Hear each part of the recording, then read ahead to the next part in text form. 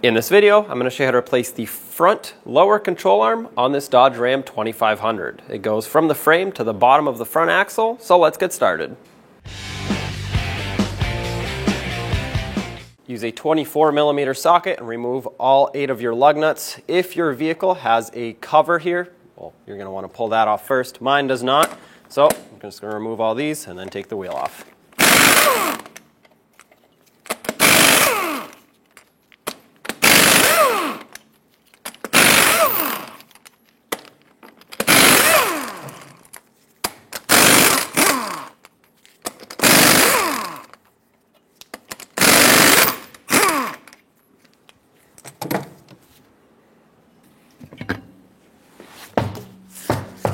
At the back of the control arm where it mounts on the frame, there's a 24mm mounting nut on the back side. The through bolt is a 21mm size. So I'm going to put a socket on the nut side. I'm going to hold the bolt with a wrench and take this off.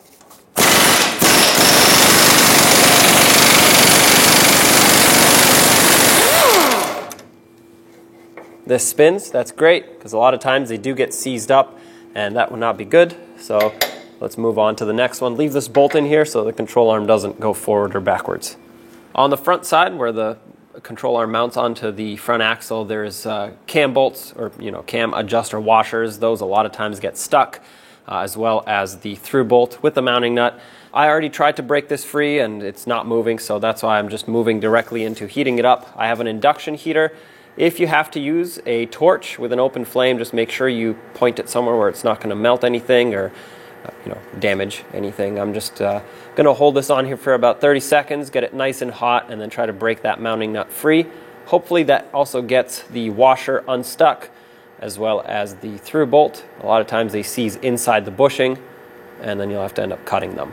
Looks like this is working pretty well, so we'll give it another 10-15 seconds here. I heated this up, and let's see what happens now. Perfect. So this came off. This washer should also come off at this point.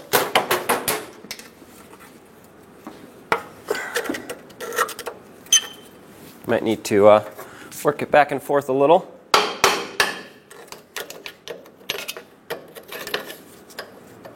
There we go. And at this point, this bolt should go out that way.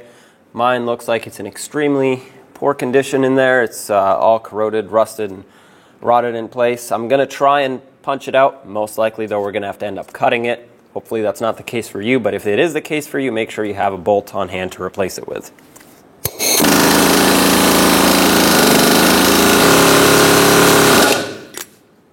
Yeah, it's all rusted solid together. So I'm going to have to cut this bolt. I'm going to do it with a reciprocating saw. Whatever else you have, use that. Just don't cut it with a torch because that'll damage the frame here. Like I said, I'm using a reciprocating saw. Just going to slice through it here, and then we'll take the control arm out.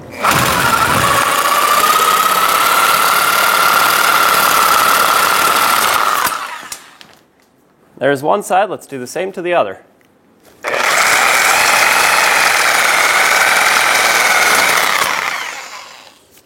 There we go. That's off. Now we can pull this arm down. As you can see, there's still part of the sleeve left here, just a little bit. Just when I cut, it didn't really cut exactly next to the frame, which is fine. It's actually better that way so it doesn't hit this frame piece. Just a chisel and a hammer should take care of this. There we go. Get that out of there. And on the back side, wiggle this around, pull the bolt out. This one's in good condition, so definitely reusable. Remove the control arm, and there it is. Grab your new control arm, slide it through on the back side, and I'm going to stick my bolt in. I have anti-seize all over the bolt. That way it doesn't, seize up in the future. I'm going to start the mounting nut on. Not going to tighten it yet. I do need this to keep pivoting. Swing it up into the front with a rubber mallet. Tap it in place. There we go.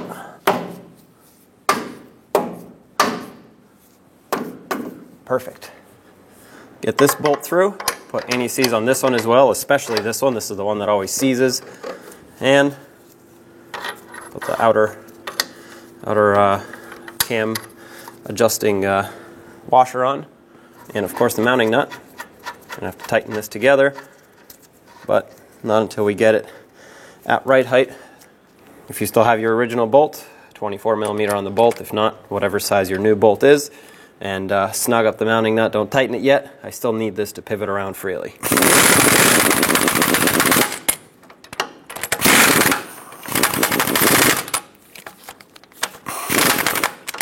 All right, this can move around still. Perfect. Let's get this one close as well.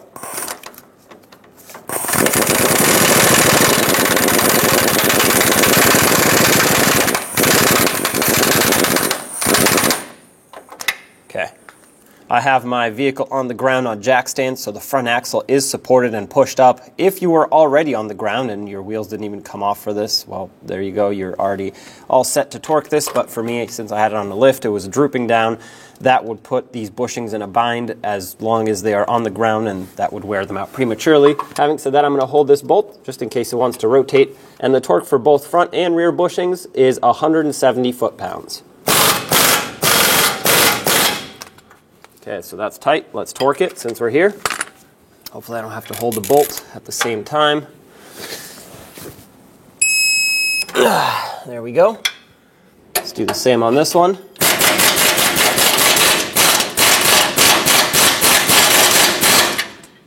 Sometimes you're able to get away with just tapping the air gun until the bolt kind of stops spinning.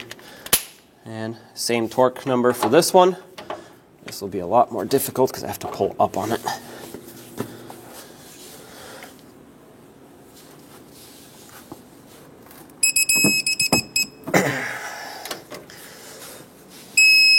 There we go. That's tight. If you use anything to support the front end, in my case jack stands, I'm going to remove these, put on the wheel, and job is done.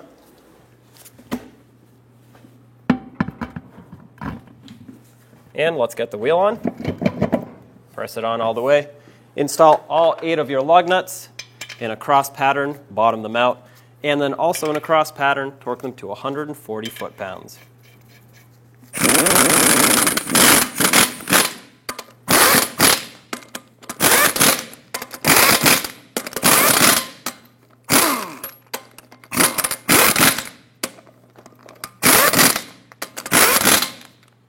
Let's torque these lug nuts to 140 foot-pounds in a cross pattern.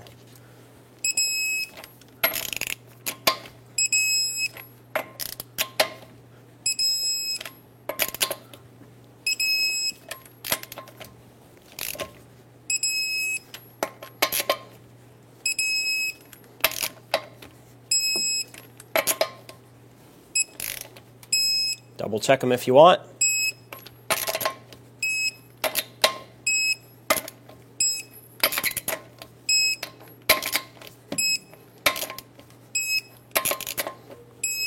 At this point, if your wheel had the lug nut cover, snap it back on. It just clips on. If not, there you have it. When only the best will do, demand TRQ. The only company that lets you view before you do. TRQ is committed to offering the highest quality aftermarket auto parts that are engineered for peace of mind. Thanks for using and viewing with TRQ.